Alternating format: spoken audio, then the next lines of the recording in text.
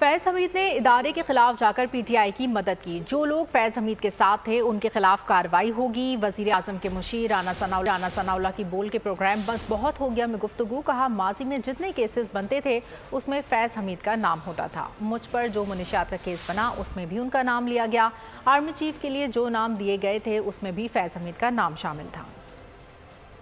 یہ معلوم ہوتا ہے کہ وہ پی ٹی آئی اور بانی پی ٹی آئی کے ساتھ اتنے زیادہ کلوز ہو چکے تھے یا تھے کہ انہوں نے ان کی جو ریاست کے خلاف ادارے کے خلاف سرگرمیاں ہیں اس بنیاد کے اوپر یہ اتنا بڑا ایکشن ہوا۔ اس وقت جو ہے یہ فیض حمید صاحب کا بھی نام لیا جا رہا تھا، کیونکہ فیض حمید صاحب جو بھی یعنی اپوزیشن کے متعلق جتنی بھی کاروائیاں ہو رہی تھی، جو بھی پکڑ دکڑ گرفتاری مقدمات، تو سبھی کو یہی مینج کرتے تھے۔ آرمی چیف کا عہدہ جب فل ہونا ہوتا ہے، ہر نام چیف آف آرمی اسٹاف کی طرف سے بھیجے جاتے ہیں گورنمنٹ کو، تو ان میں فیض حمید صاحب کا نام شامل تھا۔